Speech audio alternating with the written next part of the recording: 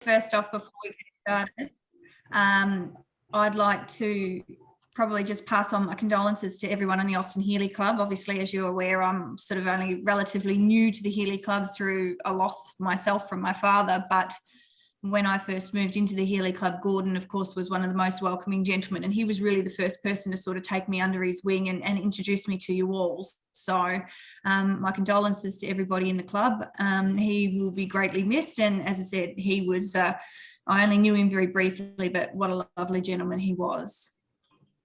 So I guess this brings me now to the wonderful lady that I'm about to interview. And of course, I'm very excited about this, Amber. And as we spoke on the phone, I'd said to you, I'm quite excited because to a degree, I kind of feel like I'm interviewing myself here. The only difference is you actually went on and did all this stuff, whereas I procrastinated and I'm still in the background thinking maybe I should still do that. I've still got time. Absolutely. So welcome to the Austin Healey Club, Owners Club of Victoria, but of course we've got some interstaters on as well. It's an absolute honour to have you here with us, but I probably would like to run this interview a little bit informally. I think probably the best way for us to tackle an interview of this magnitude would be generally for us just to have a jolly old natter and a little bit of a chit chat. So I guess the first thing that I want to pose to you, Amber, is take everybody on a little bit of a journey about where the start of Amber Anderson came from. What got you into the motorsport side of things? Was it something that you grew up with through your father, or did you just have a little bit of a racer in the back of your head going, I've got to unleash this? How did you get started? Yeah, it's a really good question. Look, thank you everybody for having me. And I want to also extend my condolences for your loss, and thank Casey and thank Reg and Bill and the team for inviting me. So it's a pleasure to be here. And please feel free to interrupt or type any questions if you have any as well while we have a chat. But yeah, look, the story of how I got involved in racing, I suppose, is my early days were spent on horses. Surprisingly, I've actually got a little bit of a picture I can show you, which can show you the sort of transformation of where I kind of started. And I'll see if I can get that one going. But it was, it's a story that started on horseback and ended up going into a different sort of horsepower. So initially I was went into a go-karting place. So one of those little rent-a-car places that you have. There was one in Dandenong. I think it's since closed. And Mum was off to a doctor's appointment, and Dad took me along and said, why don't you have a steer? And I did, and I went along, and I loved it. I had a ball. And so, he paid our $20 or whatever it was back then, and said, I'll go again. And so anyway, it was, I think I went around the rental go-kart track till I was blue in the face. So I would have been I was about 9 or 10 years old. And the guy said, you're wasting a lot of money here. The following week, I think, go back again, and could you come back again and could I go back and run around the track until I was blue in the face? So in the end, they said, look, here's the number of a go-kart track at Oakley. Why don't you go down there and she can run herself ragged? You just need to get a go-kart. And so we had no idea. We ended up, I've got a little bit of a photo here of it. I'm not sure if that's coming up for everyone. Yep, that's coming up. Yeah, so that was that was me on my pony. And then that was the very first day. That was at Oakley. Dad's there. He's got no idea with his cowboy hat on. I had my P plates on, and it was a big day. And that's my Uncle Don, and it was a real family effort. And so we went down to Oakley, and that's where we started with the car at the trading post, and kind of grew from there, I think, Casey. And the need for speed got bigger and greater, and the beast that I started driving got more expensive and faster. That's it. That's exactly right. So that's kind of how the entrance happened. The fun thing about the go-karting is, and I wonder whether this has ever happened to you, which may lead me into another question, and that is, once when I went out go-kart driving with a whole heap of friends, because I'd never done it before, so, and the racer in me, as I said, I'm on a different horsepower. I'm on the race horses instead of behind the motor side of horsepower. And one of the things that was said to me was, girls, if you know the boys are going to be coming through, girls, why don't you just let the boys come past and move to the other side of the track? And to me, that's probably the worst thing anybody could have ever have said, because I was like, yeah, let the boys go. Good luck with that. So of course I went out there and absolutely nailed it and won about 3 races in a row. And in which case, when we finished, the blokes that said move to the side of the track turned around and said, gee, God, you can really drive. And I said, well, maybe you shouldn't have told me to move to the side of the track. So that leads me to my next question. Did you ever experience that sort of type of girls don't really like to go fast in your days in early motorsport? Surprisingly not in go-karts, I think. I was the only girl there was another girl in the club, so it was 2 of us in the whole club, the whole of Oakley back then. But I found it didn't matter. Once the helmet went on at the go-kart track, the boys didn't really care too much. They were, you were as game as the next person. So, but once I went into one of the Porsche events later in my career, which was actually my first event at a circuit racing estate series, and it was at Phillip Island, and there was someone who was very unhappy about even having a woman competing against him, and he ended up being quite threatening. And I think the stewards got involved because he said he was going to run me off the track. And subsequently did, which caused a lot of damage to the car. But I have to say that was an extreme. For me, that's an extreme thing to happen, and it happened once, really. There's been bits and pieces, but that was probably the worst, and it was addressed really quickly. And I think, it wasn't taken lightly, and it was, inappropriate. But otherwise, I think, the boys are, I think the benefit is I don't see a blonde ponytail whipping around in your helmet. It's all sort of wedged in under your suit. So once you've got I know that feeling. I used to hide my blonde ponytail as best as I could too, so that no one could tell that I was a girl on TV. Yeah. The things that we do. Tell me this, and this is a curious question for me. Take me through some of the training that's involved to become a racing driver. Like, what is an everyday outlook look for you when you're racing competitively? I know we see Formula One drivers and things like that. They've got to do a lot of, running, endurance side of things. I know you did the 12-hour Bathurst. What kind of training's involved for you to be able to not only be a competitive driver, but also stay at the top of your game? Yeah, absolutely. I think the most important thing, I raced, was doing the V8 development series for a while in V8 Utes, and I was racing actually both series at the same time and driving a safety car. And my fitness was, to drive a V8 supercar is incredibly physically demanding. It may be a little less so today, but and certainly not to the extent it was back in the 60s. But the cars are mechanically very heavy, and so for me, my training regime was extreme. I missed a lot of events and a lot of family things over the years because my training was so intense, and a lot of it was heat training. So the heat in supercars is extraordinarily hot, and a lot of people here would know that. They get in excess of 60 degrees inside, and you have obviously a triple layer suit, and you might have other bits and pieces, but they don't publish the heat in the vehicles and the drivetrains coming right next to you. They're very, very hot, and there's no air, there's no way to sweat. The only sweat you have is really in your eyes. So really it was about training in that heat and having a really low body fat percentage. So at the time I had an extraordinarily low body fat percentage, and really trying to really get that down as low as I could, Casey. Probably a lot like a jockey.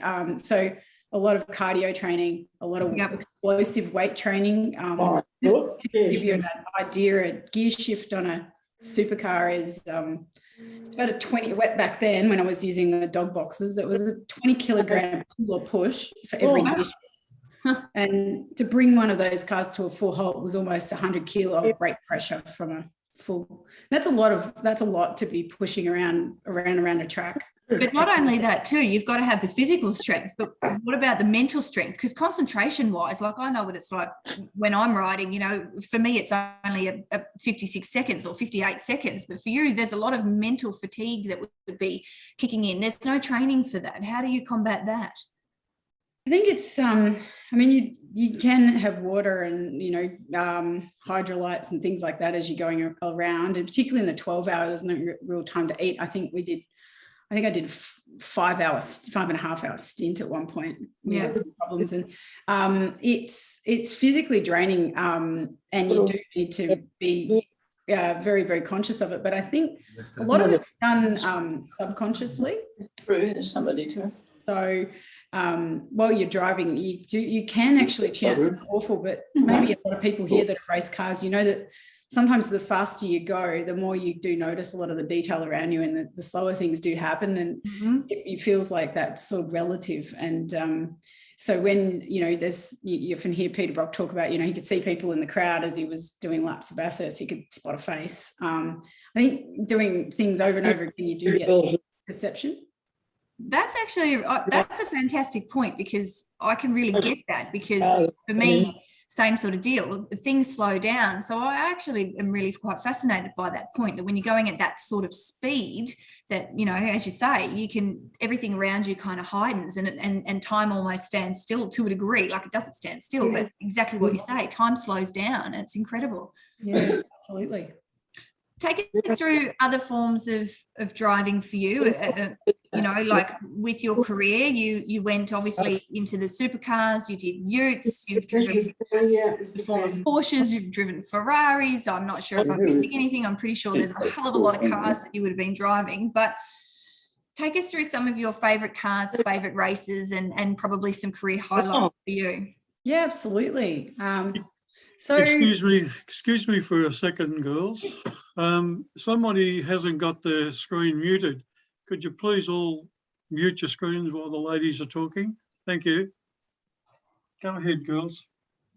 So this is, there might be a few people here that know the 944 Challenge, and it's been around, and Porsche Challenge. I did this for a number of years, and raced my 99 car, which is left-hand drive, and had some great success in the championship there, and was running third when I had some really bad engine detonation happen.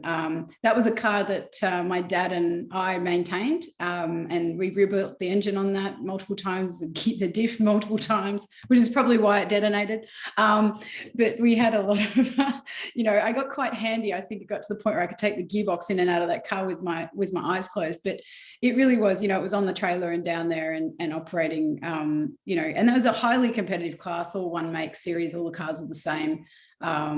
Within reason, and it was a really punishing way to learn, and it was a really enjoyable, great cars to drive. I had my first real win in the Australian Production Car Championship. This is just before the Bathurst 12 hour. I'd started running with someone called Steve Briffer, and Steve had just acquired a Gibson Motorsport Vectra, which had done back in the day what was the 24 hour. And so it was a really well-made car. Fred Gibson made some superb cars in his time, and that was one of them. I mean, it was a Vectra, which wasn't incredibly exciting, but, you know, at that time I had just started my career, and I was really looking at driving anything I could get my hands on. I was young and hungry, and there was a Vectra, so I drove it.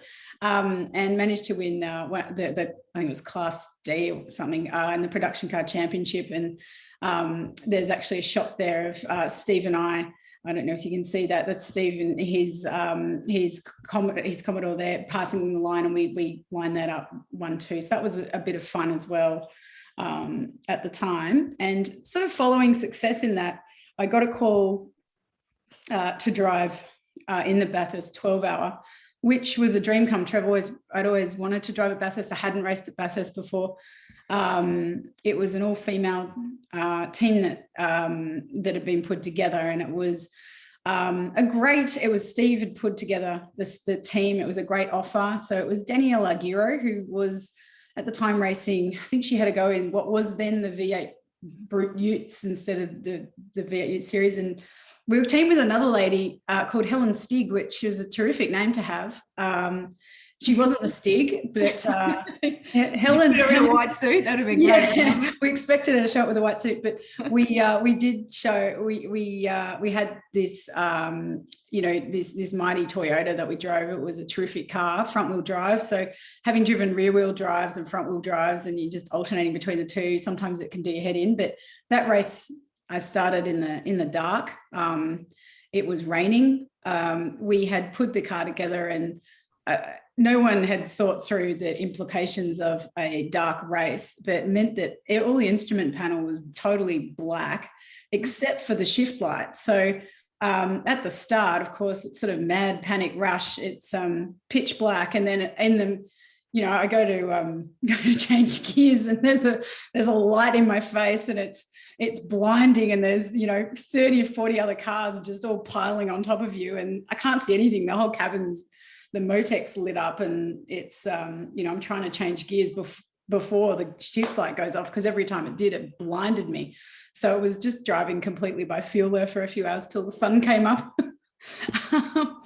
So yeah, we ended up third place there, and it was a terrific outcome. A real it was that, I think Holden had put together a bend-on team at the time, which was they'd put Leanne Tander in the car and others, and so they were sort of trying to pit the two female teams against each other, but it really wasn't like that. It was very supportive, and I don't think they finished the race, unfortunately, in their little, I think they had a little Holden, but we finished. I had one spin, we had one puncture, but we ended up third overall, so it went really well, and we got a lot of publicity, and then people start to take notice of you when you're a bit unusual in the sport. So I was desperate I actually was really keen to drive in Carrera Cup. That was where I wanted to go. And I just could not get a shot to test a car, and nobody would trust me to drive their car. They said that, I hadn't driven something that speed before, and why would they let me test? That was probably the hardest time I had, was trying to get a chance. And of course, if you've got a massive checkbook, it's no trouble, but when you don't, it's very hard. So it was actually Greg Murphy's dad and Greg Murphy that helped me. We went across to New Zealand, and you can see the black GT3 there. It was John O'Lester's car. John is still racing Carrera Cup over there now. And I tested in that car, and Kevin and Greg were there, and were really happy with the test, and came back and were able to sort of give me a testimonial. Next thing you know, everyone's, oh, we need you to drive this car and this car. But it was a hard thing to get. That was a hurdle I had to overcome, which sounds silly now, but back then it was a huge deal. This Ferrari here is a 360 Challenge that Ted Hughlin, who you may know, who ran in GTs, he was running a sister car, and I did some testing there, and that was a terrific car, and we had strived to put together a deal for the Grand Prix in the sport category, and that unfortunately fell through due to lack of funding. So the car was at the track, in the truck, with my name on it, and the seats fitted, and it couldn't go on the track because we fell short of the funding for that race, which was very sad. We tried everything, sponsors and everything, to get up and going, but it just didn't happen. So that was sad. That was a great opportunity, but it wasn't to be. But a couple of years later, a random strange opportunity came up, and that was presented by, actually it started with Mark Scaife. I'd done a few bits and pieces in drive days teaching people, which is one of the things, Casey, I can't stand the most. I hate teaching people to drive. I'm a terrible passenger. So That'd be a good role. That's good. Well, yeah, because I was going to ask that question, because I know that you had something to do with the teaching of the celebrity drivers. So that would have just blown your mind, because you'd have been, it was horrible. Oh my gosh.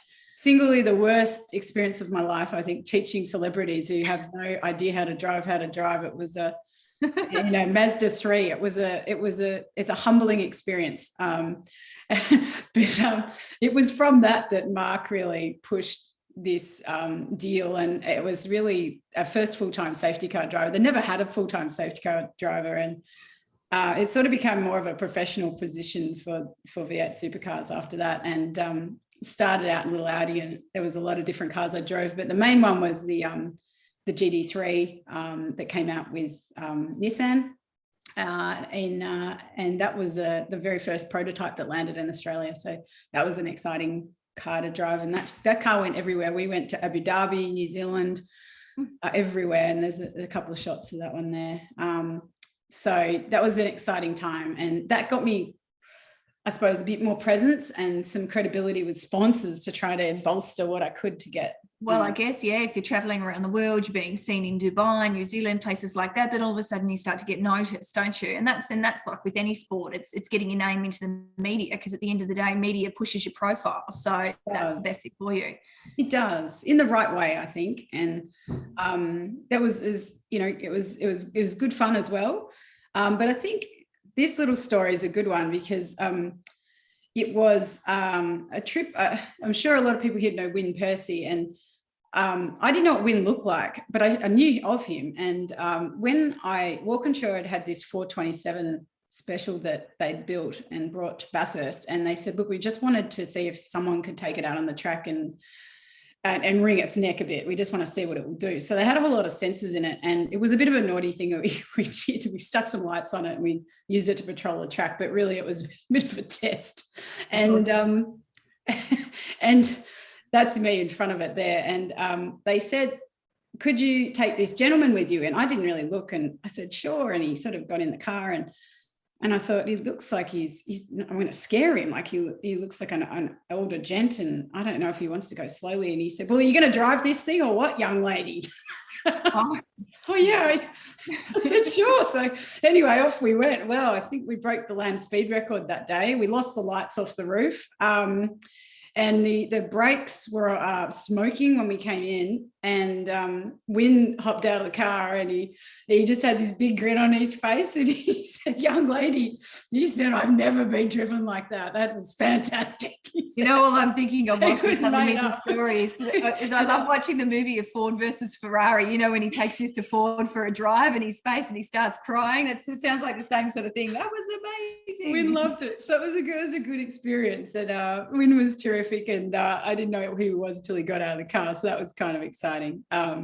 Yeah, so there was a couple of happy snaps there of really just the various safety cars I've driven over the years. And I did a lot of work with Nissan testing that GTR down in the bottom left, which was the very first one, and unlocked one, which was laps and laps and laps testing brakes and tires in that car, which was interesting because I was working as a lawyer for them at the time. So it was a horrific balance of duties there.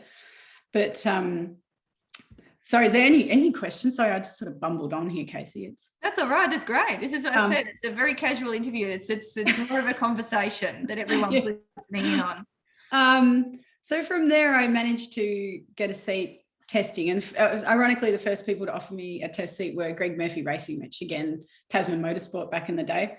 So that was Greg's car up in the top left. And I was scared out of my brain driving that car, I must say. Actually, bottom right, sorry. Oh no, that was Kelly Racing. The top right, and I apologise, Tasman. The seat didn't fit. I couldn't reach the pedals. I had never driven this car before. They weren't prepared to pour a seat. I'm quite small in stature. I'm not a big person, probably like you, Casey, I can imagine, as a jockey. Yeah. I couldn't reach the pedals, and the engineers didn't want to move the seat because it's a big job and it was bolted, and I get that, but it was a very hard time to try and prove yourself in circumstances when you didn't have everything going your way. You don't have anything going your way. And it was, I could barely reach anything. And at the time I was there by myself. I didn't have anyone with me, and I didn't want to make a scene, I just wanted to prove I could drive it. So it was a really hot day. It was 40 degrees. It was at Winton. There were 4 boys and me testing. And I think by the end of the day, they kept sending us out, and there were 2 of us left at the end because the others had all passed out. They hadn't drunk any water. They hadn't looked after their nutrition, and they were physically sick, unable to get in the car because of the heat. And so, it was like I was so exhausted. I drove back in my little car without my air conditioning. I I think I nearly fell asleep a few times on the Hume, which is very dangerous. I was exhausted. You know, I threw everything into that test, and from there, other tests flowed. So there was tests with Kelly Racing, more tests with Greg Murphy Racing. And to put it into perspective, if you're not familiar with V8 racing, back then to get a seat and to race in a race, one race would be a budget that you'd need to find as a driver for around $80,000. So I was looking for $80,000 sponsorship for one race. Yeah. That's a lot. And if you crash it, you pay as well. So, oh, wow. Okay. I didn't, it's know not that. So this is not, these tests I didn't pay for because I got invited to them. Some people charge for the tests as well. Yeah.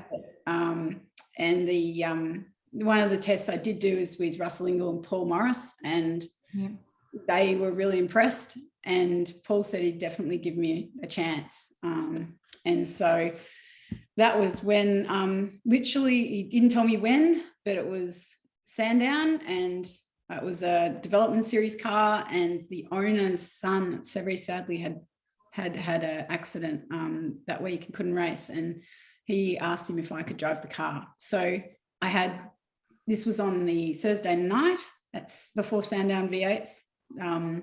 Friday was practice, Friday morning. So Friday, that Thursday night, I left my work in my suit and my heels and ran to Sandown, ran through the pits, and they fitted a seat, thank God, this time. They fitted the car. They had to put a block under my feet so I could reach the pedals. Yeah. And I didn't even know I didn't know anything was in the car. Like, we didn't have any time to do anything. It was an 8 o'clock start or something. And yeah. And so that ended up being my foray into the very first V8 supercar race I did, which you can't, at the time you couldn't look a gift horse in a mass. It might be the biggest thing of your career. You can't say, oh no, I need a bit more time. You just got to do it. So out of all your career, what would you say would be your favourite type of racing? Would it be V8 supercars, or was it back in the day where you were, racing your Porsche? What would be your favourite type of racing? I really enjoy what I'm racing now. And I did enjoy the supercars. So just trying to master a supercar is hard work in itself. They're really hard to drive. They're not intuitive. They're not easy. They're not made for drivers. But racing wise, I've changed disciplines now, and after racing utes for a while, I changed to this. So off-road. Off-road rally. Is that rallying? No, this is a side-by-side championship. So these are off-road cars. This is a Polaris ZR Turbo. It's really fast and furious racing. It's different, obviously incredibly different to anything I've raced before. To start with, I mean, that's so funny. It's filthy. I'm quite a clean person, but this is great fun. It's very family oriented. We go to really regional areas. We get to see a lot of the people and the fans, the kids close up. I find it's really close, good camaraderie. I really enjoy it. Yeah. Oh, that sounds like a lot of fun. What was I going to say? There's a question here that I'd like to ask you, because you're racing minded, and you mentioned it before when you were driving home on the Hume Freeway. This question's come from me because I know what it's like as a racing person. So when you're at the traffic lights and you're just sitting there and the traffic lights go green, because your race hat's off, do you just mosey on off because you just enjoy going slow, or are you sort of the person that goes 0 to 100 really quickly? And if someone tries to sneak up on you, I often say that when I'm in the car, I'm still playing jockey. So I see someone trying to weasel up inside me, and I'm like, you're not playing jockeys with me, dude. Are you a little bit like that? I've always wanted to ask a racing driver that question, because it just fascinates me. You can be on the track and going 100 mile an hour, and then all of a sudden you've got to go put your domestic hat on and just go for a drive with the rest of us. You must have that racing gene, I think, Casey. I'm crazy. Don't worry, I'm nuts.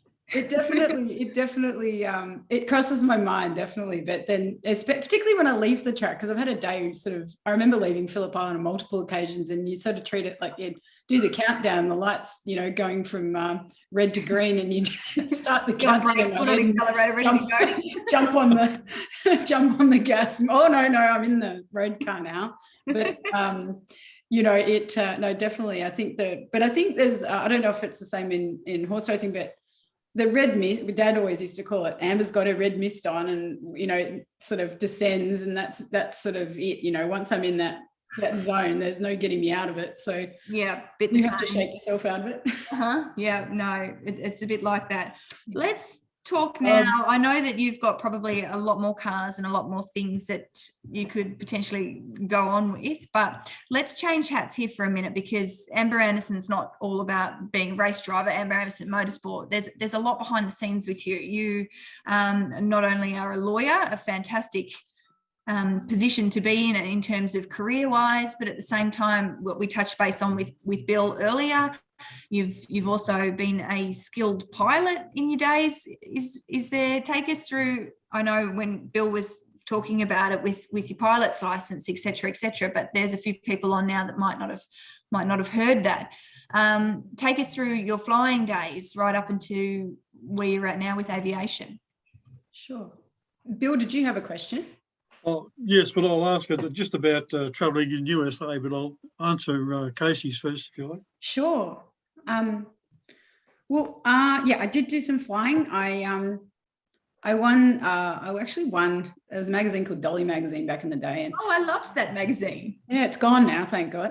But Mum and Dad flew out of Casey Field, and I was talking to Bill about this, Casey in Berwick, which is now has a university plonked in the middle of the runway. So I started flying quite early at 14, and you can get your license when you're 16. On my 16th birthday, I went solo at Moorabbin Airport, which it seemed like a long way away when I was waiting 2 years to go solo. I must say I was well and truly ready to go. And then after that, I plodded on and did my private pilot's license when I was 18 with a full plan to becoming a commercial pilot. So I didn't eventuate because of SARS at the time, would you believe? We were dealing with another pandemic. Awesome. But in that time I did aerobatics endorsements and other endorsements, and got a few hours, and I'm still flying now. Still got my license, still current. It's just there's nowhere to go at the moment, so it's really just being able to stick my mountain bike in the back and maybe the dog and head away for a weekend these days.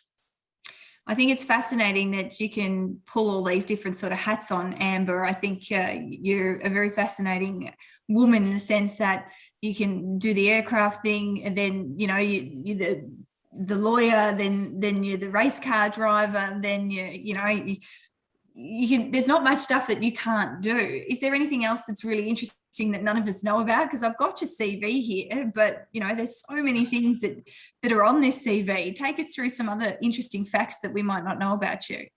Well, Bill, would you like me to talk about America, and then I can go for it, run it however you want? No, well, I don't want to. This interview is going fantastic. I didn't want to interrupt, but could you tell us at some stage a little bit about travelling through the USA and catching up with the F-18 roulettes? A little bit about that. Yeah, sure. Talking about flying. Yeah. So in 2008, I had gotten, I think I'd just come off the back actually of supercars here, and 2008. So it was just before this. And so I went over to, I was looking at breaking into Grand Am. Grand Am was a class of racing in America, which not dissimilar to GT racing here, but very much a 2-driver long race format. So around 6 to 8 hour races at really cool racetracks like Laguna Seca and Virginia International Raceway in Birmingham. Some really great tracks. So I'd had an invitation to go over and test with a number of teams over there. So I sold my car and I left with my helmet, my pink helmet, which is behind me there, that traveled everywhere with me. And it has a kangaroo on it because I wanted to look Australian. So it was my big Aussie dream. And I headed over and tried to make it big in the States. And I did some testing with Crawford Racing over there, and also at Birmingham, Alabama, and also in Laguna Seca in California. And then it was about finding the almighty budget again. So, Bill, it was a traumatic experience because my timing was impeccable because it was 2008, which was the GFC. So I think I was there from July until about October, and about that time everything started to crash, and America in particular. And I'd run out of money, to be honest, and I just couldn't secure the funding that I needed. I had enough, but ironically, the person that did give me a shot was, you'll like this, Casey. You guys probably don't even watch Grey's Anatomy, but there's an actor on that called, he's the main actor, McDreamy. Yeah. Patrick Dempsey. He races in Grand Am, and he asked me if he said, come and test my car. So here I was at where was I, Virginia, and he said, go and get changed in my trailer. So here's this amazing celebrity superstar, and he goes, go and get changed in my trailer, amazing, like a luxury kind of Winnebago.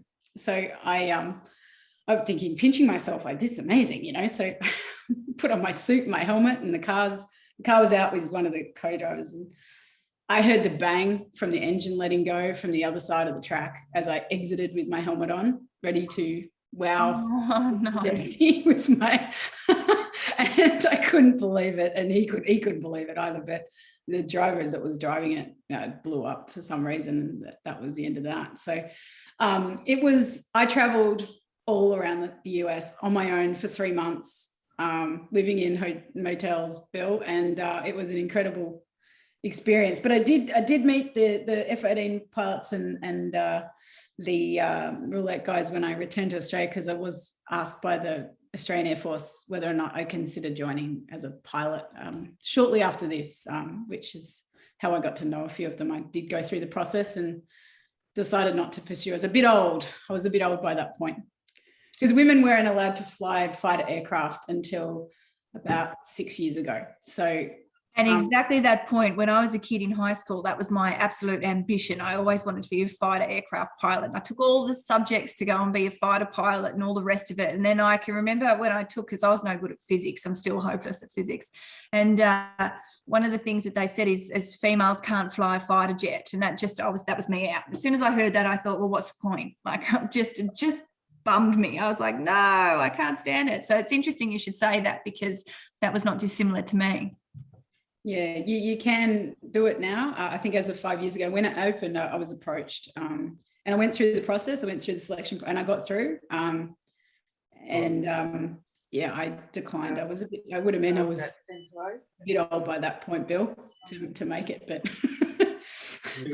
you're a little bit humble in what you're saying here, because you passed all the tests, passed every test that they threw at you, but it was unfortunately the physical that let you down. So. Yeah, there's an awful lot of luck. What you're saying. Yeah, I was going to say, Emma, there seems to be on your side, there's an awful lot of luck involved in any sort of form of sport, especially getting a go. And for you, it sounds like there's been opportunities there that are unfortunately being missed, like that event that you just spoke of then. You went and got changed, you were ready to go, then bang, the engine blew up just as you were walking out of a trailer. What about talking about some sort of any sort of injuries or anything like that that's happened throughout your career that might have cost you some big opportunities? Have you had any events where you've had a bad accident? Has there been anything that's been a bit of a downer on you in the sport? Yeah, I actually compiled a picture of some of them. Love a good crash. This is Dad's least favorite slide, because a lot of these cars he helped me fix. I've hit a few things. I think the most disappointing one was the upper left, if I have to pick one of them out, even though the others look quite dramatic. That was, I was in the throes of my ute drive, and if anyone had seen the V8 utes racing, they're very, very rough, and it's not very professional driving, and you're against a lot of people that sometimes didn't have much racing experience, but they had a lot of enthusiasm. So that was sort of a recipe for disaster on the track. But I got clipped in the rear. This is at Surfers Paradise, which is a really, really tight street circuit. There's no real runoff. There's no real place to go. And I got clipped, and I hadn't realized, because the track's so tight and windy, but it had broken my rear shock. And so I didn't know, and I was in the thick of racing, and the red mist was down. And as I came onto the straight, which is quite a fast straight, there is a chicane. I still, it happened really fast. I grabbed the brakes. I just needed a bit, but it lifted the shock. It just meant that there was no brake. I don't think the tire was on the road at all, and it was in the air, and it never made it to the ground, so it never stopped. And I went headfirst into a concrete wall. And I remember my engineer was on the radio. He's like, "You're doing well. You're doing really well. You're doing really well." And I was just embedded in this concrete wall. And I said, "I'm not going well. Can you see me on the screen? I'm just embedded in this wall of bonnets crumpled up all over the windscreen." He's like, oh God. Can you get going?" So I managed to back out, and I managed to get it back, but you can still look coolant on the ground and everything. But it was a complete, it was an accident, but the sponsor that I had for that V8 Nights refused to sponsor it anymore. So they actually said they didn't want to do that anymore, and they got another driver. If you won the lotto, Pretty Amber, galling, but when you pay the bills, you choose what you want. But it was really unfortunate. Here's a couple of questions for you before I probably hand over to some of our members to see whether they've got some questions. But one question is, if you won the lotto, what would be in your garage? Oh, a trophy truck. So I can do Fink. So my other half's in the background. Yeah, that's what I want to do. I did Fink 2019. I want to do Fink. I want to do Fink 2022. That's the goal, and probably some planes. That would be a Mustang. Maybe I've got to be a bit. See, I'm so envious of you, but I'll get you on this one. I've been in the back of a Mustang about 6 times, so I'm a very lucky girl there. So I've experienced the old P51. So it's a marvelous thing to be one of them. And I've also tried to, on numerous occasions, been up flying in the Chipmunk and been circled and shot down by the Mustang at times as well. So a lot of fun. Here's another question before I hand over to everybody else. Movie-wise, this will test where your loyalties lie. Top Gun or Days of Thunder? Top Gun. Top Gun. Oh, good work. Pilot. All right, everybody. Well, I think that it's probably time for me to hand over to everybody else if there's a few questions. I know there's a lot of us on the meeting, so just try and do what Amber and I have been doing. Just chime in as best as you can and throw some questions her way, because what a fascinating lady to have on our little chat here. Okay, Amber, tell us about the lucky day you met Brent. Tell us about Brent. Lucky for him. No, my husband Brent is he's a chief medical officer for Formula One and for the MotoGP and for the superbikes, and he also did some. He's also been chief medical officer for V8 Supercars for a number of years, and probably known to a few of you, I imagine, his involvement with Team Medical. And yeah, we met at Simmons Plains in the technical part of the truck, where I was introduced to him. Not in a medical sense. I had not done anything wrong. I was driving the safety car, and he was the chief medical officer. And yeah, we ended up hitting it off. So here we are. Sort of, I think it's 12 years later. Okay. Lucky him. Does anyone else want to ask the questions of either Amber or Casey? Anyone got any questions I would like to ask? Don't hold back, people. Your chance. Oh, I'll ask a question. What did you think of driving the Ferrari? You had a stint with the Ferraris. Did you enjoy the Ferraris? I did like driving it. It was a 360 Challenge car. I did actually, I know the guy that maintains it is a terrific friend of mine, and we were actually testing in a drive day with a bunch of dentists that hired the track, and they let me drive in the lunch break because it had slicks on it and it was an aerodynamic car. So we didn't want to, it was significantly faster than the M3s and things on the track, but we ran it in the lunch break, and while everyone was eating lunch, I had a brake failure in it down the back at Sandown, which I think that's when my whole life, I think that's seriously when I think my life flashed before my eyes, but it was more my financial future. As I flew down the back straight and I grabbed the brakes, and it's a paddle shift. So there's no handbrake. The brakes didn't work. I couldn't shift the gears down. Normally you would just sort of maybe sacrifice a gearbox and, see what you could do to slow it, but I couldn't slow it. There's a limiter on, so I was grabbing the left and come on, and nothing would change down because the revs were too high.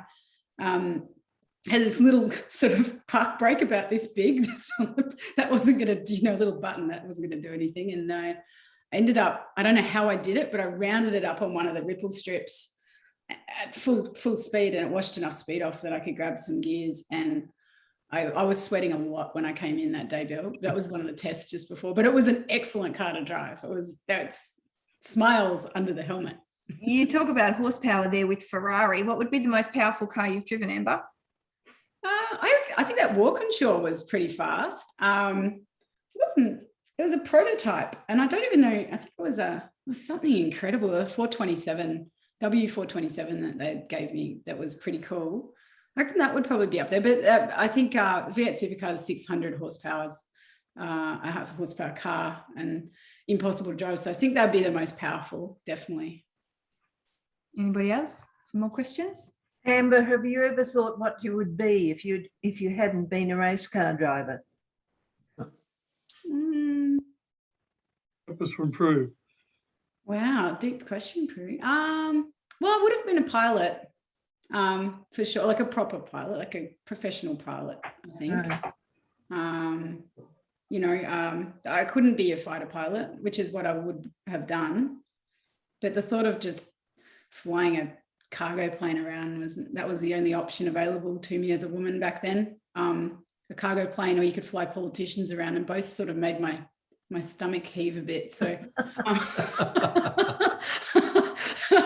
cargo is better than the politicians, of course. But I seem to remember my daughter coming up against this problem of women not being allowed to fly fighter planes. She was keen on joining the Air Force at one stage, and as soon as she found out she couldn't fly a fighter plane, that was the end of it. Yeah, the Air Force brought me in. They said, circle the planes that you're interested in. So I circled I think it was the Black Hawk and the F-18, the F-111. And they said, okay, well, we can't fly any of those. You can fly any in this corner here. And I was like, F-111 would have been a fun thing to fly. Good old dump and burn all that fuel off, make some serious noise. It'd be fantastic. Yeah, it was. It was actually all frontline combat roles. So Right. So they've now opened it up, which is so women can be on the front line in SAS type roles and things. As far as I know, I'm not. It's amazing how we say, like, because within this chat, here's three. Obviously Prue's daughter, me, and yourself. Here's three ladies that were wanting to go into that direction, and that were stopped because we couldn't do it. I wonder how many girls there is actually out there that had the same mindset as us, that just turned around and said, well, at the end of the day, I'm not doing it. They're not taking fighter pilots. So that's an avenue I'm not going to take now. I wonder how many would actually have been lost in the system because of that. Very interesting. Very interesting. Amber, it'll lead to a question, but one of our members, I don't think he's on tonight, lives in Warrnambool, Ken Sadler. And he started doing sprint days with us, came all the way up from Warrnambool with a fairly standard 106 black and red. I won't say he's not there, you're not there, Ken, eh?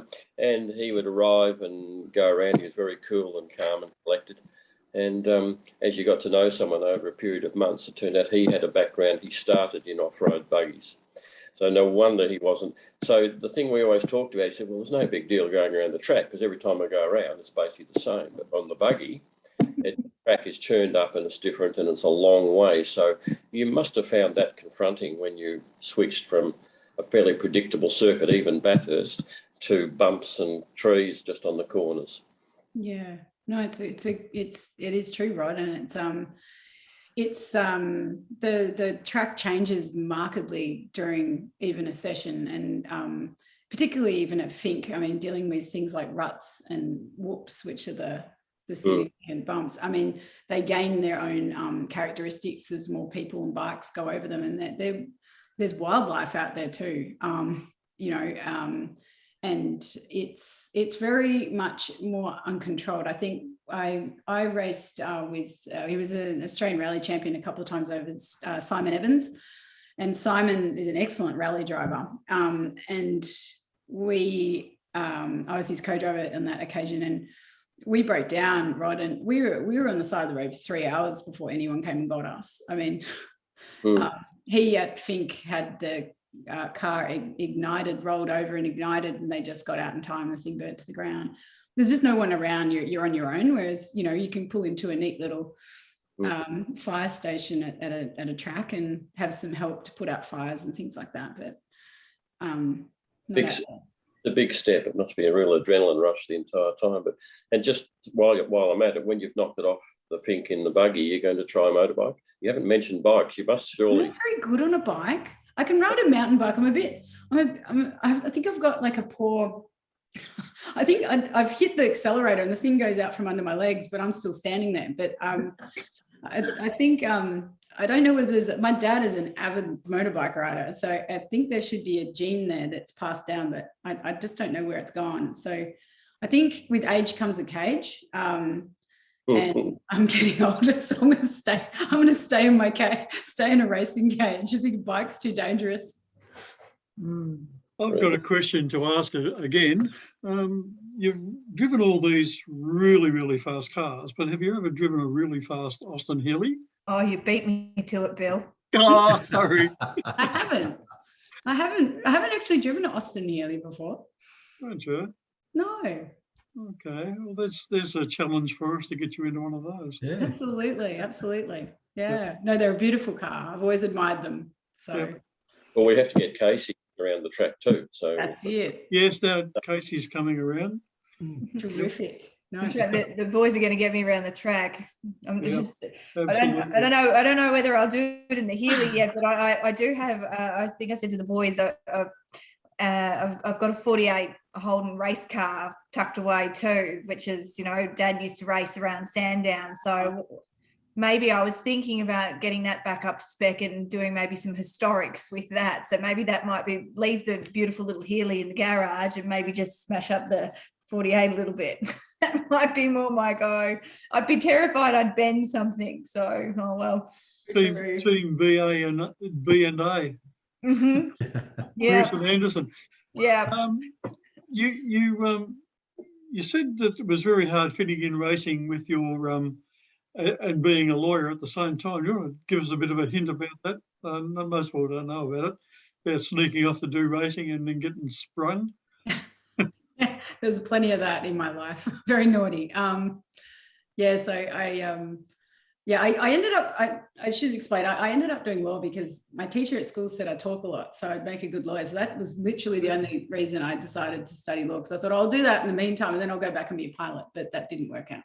So I ended up being a lawyer for a long time. And when the GTR landed in Australia, Nissan GTR landed the Godzilla back, I don't even know how it happened, but the Japanese landed this vehicle as the first Australian, it wasn't even Australian delivered, I don't think it was a prototype. And they were very particular about who was going to drive it. They didn't want it going anywhere. It was under sort of cloak and secrecy out at Dandenong. And so I don't know how I ended up being the person. I think they just saw me and they're like, yes, this is the girl. She's the one. Only this girl drives the car. So wherever that car went, I had to go with it. So Nissan would ring me and they say, you have to come because no one's even allowed to drive it off the truck. So they'd cart this poor car around, and I was working at the time at a financial institution as a lawyer, and they said, look, this is just getting beyond a joke, Amber. Maybe you could come and be Nissan's lawyer. Why don't you come be a lawyer and then you could drive the car? And I'm like, we don't have a lawyer at the moment. This could work. And I thought, sure, that sounds like the perfect solution. So I started out at Nissan, and it was an absolute disaster because, they were both really busy roles. And, I remember being at Sandown, and the Japanese engineers were there with the Australian engineers, and I was driving this thing, and it was all day long, Bill, like all day long, and testing tires and brakes until they all fell off. And then the mobile rings, and it's, the office saying, oh, can we have that contract? when can you get that contract to me? But, where it was like at Sandown or something. And, I had no idea when the car was going to give out. And I'd run back to the office and write a contract and then be back in the car the next day. And you were just being pulled in both directions. It was crazy. But most generally, I took some, when I was in the thick of V8 supercars and going to America, I did move part-time. I needed to keep the income. I was paying for it all myself. I sold my car to go overseas. I needed the money. I'd moved into a really small unit. It was actually in a commission housing place because I was trying to save money. My poor parents they're like, what are you doing? But I was that committed. I just needed to save every penny and see if I could make it. So it was necessary to keep doing as much work as I could. Unfortunately, that's the way for most sports people. I think most people trying to make it in sport. Amber, it's Neil Tregay here from the Gold Coast. Hi. You mentioned Laguna Seca, and a number of us have been around Laguna Seca in a controlled environment with the Healy Club over there in 2017.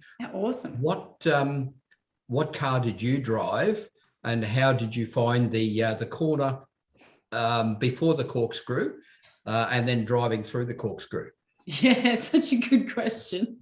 I was they call them Mazda Miatas over there. It was MX-5. Horrific car, I find. No, it was okay. It was a nice little car. It was a terrific experience to do it at speed. But yeah, the corner before the corkscrew really catches you unawares. It really does. It's so much tighter than what you think. And then I think that the drop of the corkscrew is not dissimilar to Bathurst in some respects, just the almighty drop that you get, that sort of, I don't know whether you got it, that sort of, that sinking in your tummy as you sort of launch down. It's that momentum. It's a really amazing feeling. A terrific fun. And the view from up there, if you managed to have a look before you plunge down, was incredible. It's such an amazing circuit, but yeah, very challenging and technical corner, more than I think, and more steep than I think you appreciate from the television. What did you find? Yes, no, exactly.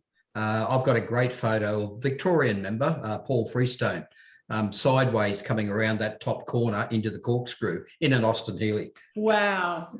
Yeah. That's living. Full reverse lock. What an experience. Yeah. What a beautiful track to do it at as well. Oh, yeah. Yeah. Magnificent. Thank you. Pleasure. Have we got any more questions from the members? No? Come on, Terry, you must have a question. Do you know what this is a sign of? This is a sign that we've actually done a really good job, Amber, because we must have answered everybody's questions. Okay, Casey organised all the questions. Thanks, Casey. Well, I think we've pretty well concluded the interview, if that's okay with both you ladies. And I've got to say, it was absolutely fantastic. Great information. What a life you have led so far, Amber. And a lot of the guys, I think, were very envious of what you have achieved. I am. I just wish we could get Casey on the track and also get her flying as well. So look, thanks again. Thanks very, very much from all of us, from me in particular, but all the committee. thank you for the interview. It was wonderful. You can stay on if you like. Prue's got Prue the Wonder Woman has got a quiz for us at the end. So if you want to just stay tuned and you can have a go at the quiz, it'll be pretty hard. Oh, I'm